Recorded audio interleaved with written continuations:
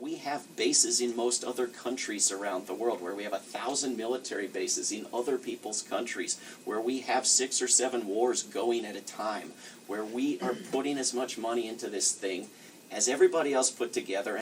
And when you look at the impact that that machine is having on our economy, on our civil liberties, on our representative government, on the natural environment, in terms of nuclear and other dangerous proliferation, and in terms of blowback and animosity being generated around the world, in 8 different ways it's not sustainable. It's going to kill us to keep this machine going.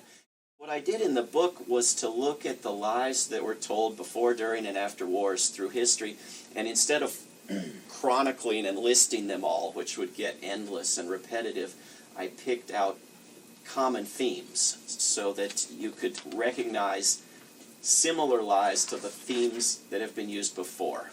And so in Chapter 1, for example, I look at the idea that war is needed to combat evil. And evil, I think, remains absolutely essential propaganda for war today. The demonization, the racism, the religious bigotry, the way that people of the Middle East have been depicted in this country, so that we're terrified even of locking them up in a prison in this country. We're only safe if they're in Cuba.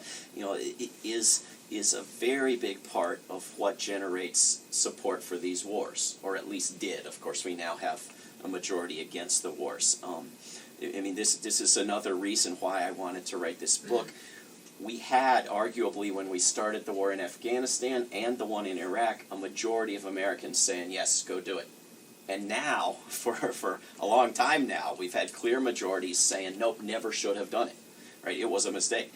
And somehow we have to get there faster, because we do have 2/3 of Americans wanting to end these wars and nobody in Washington, D.C. remotely interested. Right? I mean, they just passed yet again, and this makes 3 out of 3 for President Obama, the biggest military budget we've seen, depending on how you slice it, at least since World War II. Can we get a majority that understands immediately, not years later after thousands of deaths?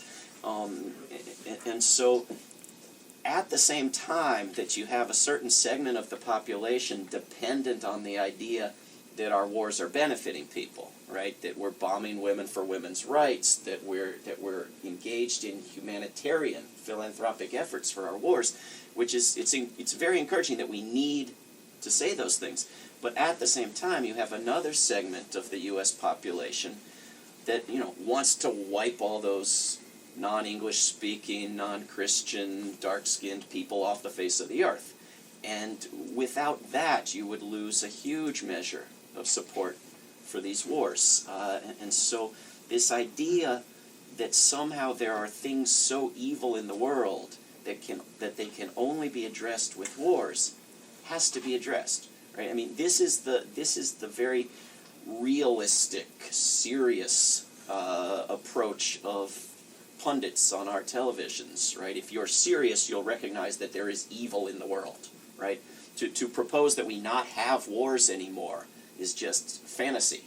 I mean, we have a president who told us this in a Nobel Peace Prize acceptance speech, right? I mean, the first one on record that more or less denounced peace. If you're serious, if you're realistic, then you have to understand that we might need wars. Why? Because there are evil things in the world. Well, of course there are. War's the most evil one. You know, there's nothing worse than war that you can substitute war for. And so that remains a huge part of the argument, because it's very effective propaganda. It's very emotional. It drives people's energy. The second sort of theme that I look at is the idea that wars are defensive. Right, and this is the long-standing traditional argument to legalize and legitimize wars. It's the idea that they're fought in defense, right? North Korea attacked South Korea, even though it looks like it was actually the other way around, and therefore the United States needs to have a war thousands of miles away. Or Mexico attacked us when, of course, actually, we attacked Mexico, so we have to have a war. Or there's an impoverished nation halfway around the globe that's never attacked us, but we can pretend that they had something to do with 9/11, and so we'll fight a defensive war against them. Right? All of our wars are defensive. Almost all wars are defensive from almost all sides, according to the propaganda. That has to be addressed, right? Because if we were to actually have a defensive war, right, if we were actually attacked, everybody would know it. There would be no need for any argument whatsoever, right? But it's all the arguments about how the wars are defensive that we have to start analyzing and seeing through. And if you look at all the past ones, you start to recognize the themes in the new ones. And the other most common one, of course, is we're about to win. We're just about to win. Progress is right around the corner, but it's fragile and reversible. But it's right around the corner. You know, I mean, we've been given this for a decade, monthly in Afghanistan. I mean, the biggest, you know, the biggest lie is about what the wars consist of and whether they are making things better or worse, right? Because it's our wars, it's our drone strikes that are driving the resistance to our occupations and the hostility towards our nation and the terrorist attacks. And we use this cycle, we use the reactions to our wars as justifications for the wars.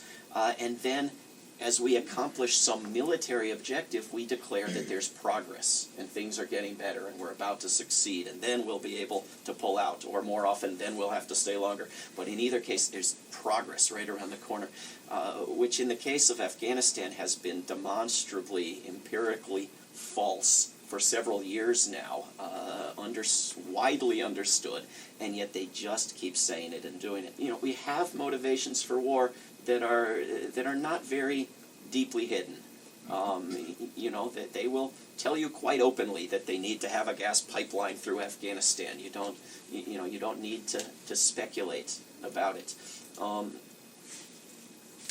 The propaganda that drives these wars has become, since President Wilson, since World War I, incredibly professional, very, very well thought out, scientifically planned. I mean, this science of manipulating people's emotions has been developed to an incredible degree, and it's not switched on and off. It's constant. It's steady. It doesn't come for World War I and then stop again for the 20s and the 30s, where you have this incredible pushback against wars. It's just there steadily.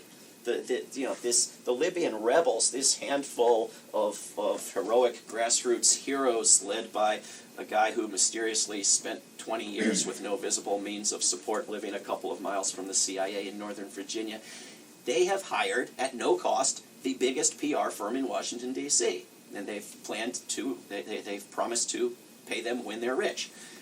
The government of Libya tried to hire me to do their lobbying. You know, a guy who works from his house in Charlottesville. I mean, this tells you who is going to control the message about a war. The other thing is that in many of the countries that I've mentioned, because we're bombing them, or that are part of the Arab Spring, or that have their own troubles around the world, people tend to stand for a lot less than we've been standing for. I mean, we do have people who are willing to get arrested speaking against the practices of coal corporations, and that's great. But for the most part, in comparison to other countries, we sit back and take it, right? I mean, we have overwhelming majorities in this country who want to end wars, cut the military, tax billionaires, all sorts of things that are just completely off the radar screen in Washington.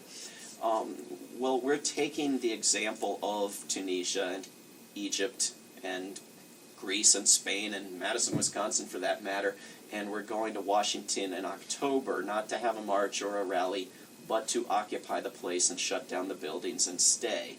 And if you'd like to learn more about that and come, try to remember this one, October2011.org. October2011.org.